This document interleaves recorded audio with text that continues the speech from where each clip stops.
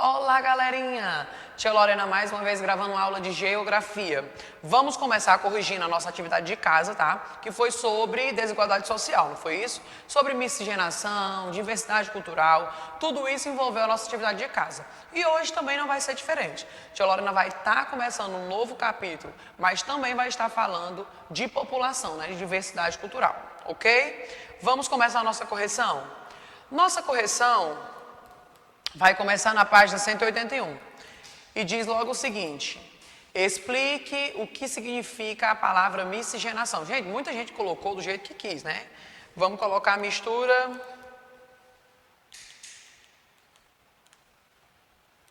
de raças. Não demorar muito aqui. Muito bem, no caso de ser. Não, é melhor escrever. Mistura de raças.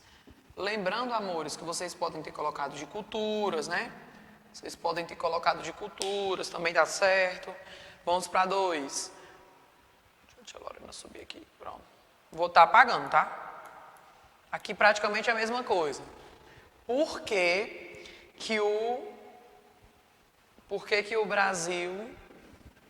pode se afirmar que o Brasil é um país miscigenado?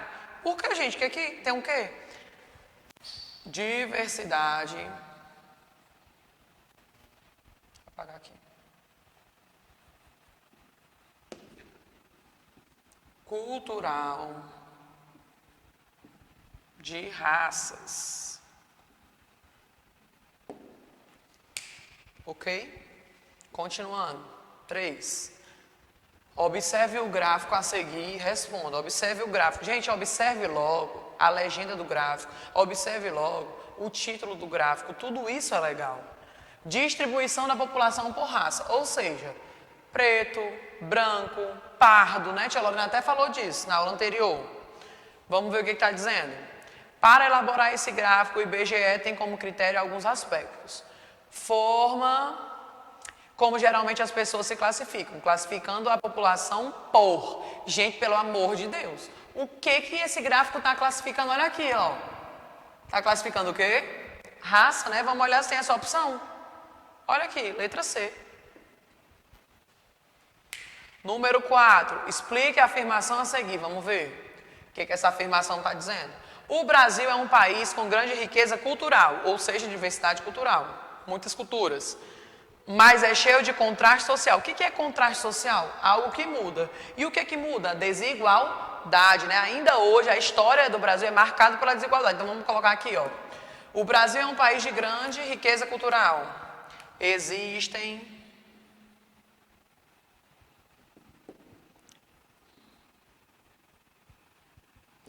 bastante diversidade cultural.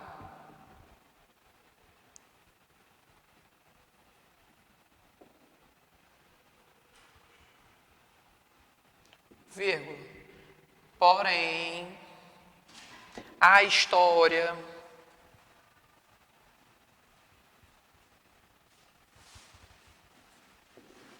ainda é marcada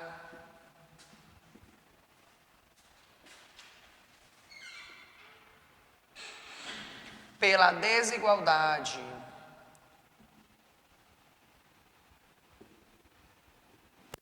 Ok? Por incrível que pareça, no século XXI ainda existe desigualdade social. Ok, amores? Tia Lorena está apagando e vocês vão diretamente para outra página. Vamos ver o que está dizendo aqui. Página 182, leia o texto. Eu também vou estar falando aqui o quê? Uma comparação entre ricos e pobres. O que é isso? Desigualdade social, né? Uma coisa pela outra. Você vai ler esse textozinho, vai estar falando, e logo embaixo vai estar pedindo o quê, tia Lorena? A sua opinião. Olha aqui, gente. Em sua opinião, como deveria ser a diferença de rendimentos entre os mais pobres e os mais ricos? Você vai ter que fazer o quê? Essa desigualdade social. Você vai ter que colocar aqui com as suas palavras. Quando é que acontece um, quando é que acontece outro? Ok? Isso aqui é pessoal, tia Lorena não vai responder. Essa primeira parte, tarefa de casa corrigida, vamos introduzir a nossa nosso capítulo novo, nossa atividade de hoje, né? Não poderia começar sem observar essa imagem. Primeiro, eu acredito que vocês consigam perceber que aqui todo em azul é o que, gente? O mapa do Brasil. Vocês conseguem perceber isso? Ou não? Só a tia Lorena? Eu acho que sim, né? Aqui tem espécie de alguns aviões, né? E aqui algumas pessoas com malas. Quer dizer o que, gente? Que são pessoas que viajam o Brasil. Vamos ver qual é o título do nosso capítulo. Organização populacional. Também vai falar de população, né? Também vai falar de coisas que diferem umas das outras. Neste capítulo, você vai estudar a distribuição espacial e o fluxo migratório, as pessoas, os imigrantes que venham para cá, da população do nosso território. Conversa vai. Que elementos aparecem na abertura do capítulo? A gente já viu, pessoas estão viajando, né? Temos aí o nosso mapa todo em azul. O que você acha que essas pessoas vão fazer? Viajar, né? Estão de malas. O que isso tem a ver com a distribuição da população brasileira pelo território? Gente, se você observar, se você for para esses outros países, tem vários brasileiros lá, né? A divisão acontece. Onde você acha que as pessoas estão mais concentradas? Onde é que vocês acham? Ah, tia, eu acho que está mais na Bahia. Eu também acho. Conversa vem. Por que as pessoas costumam se concentrar em determinados lugares, enquanto outros lugares ficam vazios? Porque elas se identificam mais, né? Inclusive, algumas pessoas que viajam, elas procuram pontos turísticos, né? Então, aqui é uma das ideias. Estudo da população. Vamos lá, vamos ver o que é demografia. A demografia é a ciência que estuda a característica da população em determinado lugar. O profissional responsável pela coleta e análise de dados sobre a população é chamado demógrafo. Gente, tia Lorena quer chamar atenção para isso, que eu não sei se já passaram na casa de vocês. Passa lá um rapazinho ou uma mocinha vestida com uma batinha, com a espécie de um iPad na mão. E essa mocinha costuma fazer perguntas. Essas perguntas perguntam quantas pessoas moram, quantas pessoas trabalham. Isso aí são dados que o IBGE precisa ter, tá? Aqui tem dizendo o que é demografia. Aí vem distribuição espacial da população. Vamos ver como ela se distribui em determinados locais. Sobre a distribuição da população brasileira, podemos afirmar que ela é desigual. Tia Lorena, quando eu uso a palavra desigual, eu sei que existe o quê? Desigualdade social. Isto é, existem algumas áreas onde vivem muitas pessoas e outras que vivem poucas.